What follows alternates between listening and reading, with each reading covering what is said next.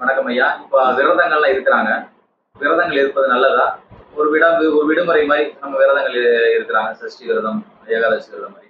உங்களுடைய பார்வையில உணவு எப்படி நம்ம எடுத்துக்கொள்ளணும்? எனக்கு இது மத சடங்குகள் ரீதியாக உள்ள விஷயங்கள் நான் வந்து அது மாதிரி பார்க்கறது இல்லை. இயல்பாகவே வந்து நம்ம உடம்பு வந்து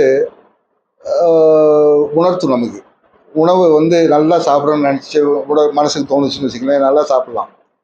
வேணான்னு நினச்சா விட்டுறலாம். இல்லை கொஞ்சமாக சாப்பிட்டா போதும் அப்படின்னு நினச்சோம்னா எடுத்துக்கலாம். இதை வந்து தொடர்ந்து பண்ண வேண்டிய அவசியம் கிடையாது. என்றைக்காவது ஒரு உணர்வுகள் நமக்கு கிடைக்கும். அதாவது பொதுவாகவே உணவு எடுத்துக்கிற போது நம்ம உடம்பு வந்து பசி அப்படிங்கிறது வந்து வரும்போது ரொம்ப ரிலாக்ஸாக இருக்கும். வயிறுலாம் குளிர்ச்சியாகவும் மென்மையாகவும் இருக்கும். அது மாதிரி இருக்கும்போது தான் உண்மையான பசி அது. பசி வரும்போது பரபரப்பாகி எல்லா பொருட்களையும் தூக்கி போட்டு உடைக்கிற ஆட்களை எல்லாம் பார்த்துருக்கோம். ஆனால் அது வந்து உண்மையான பசி கிடையாது. அது இருந்து ஏற்கனவே சாப்பிட்டது செரிமானம் ஆகலைன்னு அர்த்தம். இப்போ நமக்கு இயல்பான பசி வருதுன்னா ஒரு மென்மையான உணர்வு, சாப்பிட்டா நல்லாயிருக்கும் அப்படின்னு தோணுது பாருங்க. அதே மாதிரி தண்ணி குடித்தா நல்லாயிருக்கும் அப்படின்னு தோணுது பாருங்க. அதுதான் உண்மையான விஷயம். அதை நம்ம வந்து புரிஞ்சு பழகணும். நம்ம 3 வேளை நமக்கு உணவு கொடுத்தே பழக்கியிருக்காங்க. ஆனால் அது தேவையில்லை அப்படின்னாலும் அது அந்த பழக்கத்துக்கு நம்ம ஆயிருக்கிறதுனால பசி வந்து சாப்பிடு அப்படின்னு சொல்கிற வார்த்தையெல்லாம் நமக்கு தவறான இடத்துல கொண்டு போய் நிறுத்திடும். பசின்னா என்னன்னே தெரியாதவங்க நிறைய பேர் இருக்காங்க.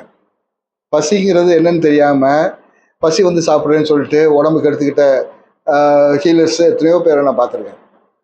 பல்லுலாம் உதிர்ந்து போகிற அளவுக்குலாம் வந்து உடல் வெளிஞ்சு போய் ஒரு 30 கிலோ 40 கிலோ லாஸ் ஆகி உடம்பு பாதிக்கப்பட்ட ஆட்கள்லாம் வந்து நிறைய பேர் பார்த்துருக்கேன்.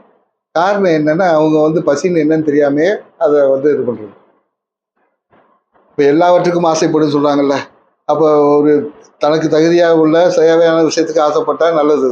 அது விருப்பம் வந்து தேவையாக மாறும். தேவை இறைவனால பொட்டு பண்ணணும். ஆனால் அதை விட்டுட்டு தேவையில்லாத விஷயத்தை நம்ம மனசில் போட்டு இது பண்ணோம்னா உடலில் நோய் தான் வரும். இது மாதிரி தான் எல்லாமே. நம்ம வந்து எதையுமே மிகினும் குறையினும் நோய் செய்யும் அப்படிங்கிறத மனசில் வச்சுக்கணும். இப்போ சில நேரங்களில் பசி இல்லை சாப்பிடலை அப்படின்னா 3வது வேளை சாப்பிடும்போது எடுத்த உடனே அதிகமாக சாப்பிடக்கூடாது. கொஞ்சம் அதுக்கு ஒத்து போகிற மாதிரி போகணும். நம்ம உடம்பு என்னாச்சு, இப்போ உதாரணத்துக்கு லூஸ் மோஷன் போயிடுச்சு.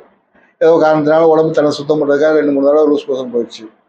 அதுக்கப்புறம் நம்ம வழக்கமாக உணவு சாப்பிட்டோம்னா அது செரிமானம் பண்ணுறதுக்கு உடம்பு கஷ்டப்படும். காரணம் என்னென்னா லூஸ் மோஷன் போகும்போது உள்ள நுண்ணுயிரிகள்லாம் நிறைய இழப்பு ஏற்பட்டிருக்கும்.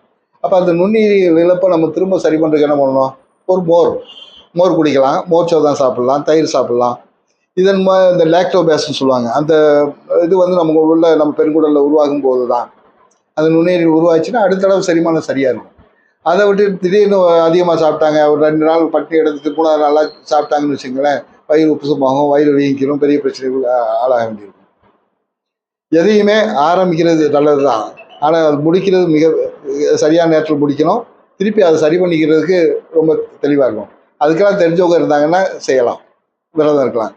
இல்லை அந்த அந்த விஷயம் தெரியாதவங்க விரதம் இருந்தாங்கன்னா பாதிப்பை தான் உண்டாக்கிடுவாங்க. அதே மாதிரி திடீர்னு நினச்ச மாத்திரத்தில் வந்து உணவை கட் பண்ணுறது அதெல்லாம் சரியான விஷயம் இல்லை. உடம்புல ஒரு தேவைன்னு இருக்கும்போது செய்யலாம். தேவையில்லாத போது நம்ம செய்கிறது சரியான விஷயம் இல்லை.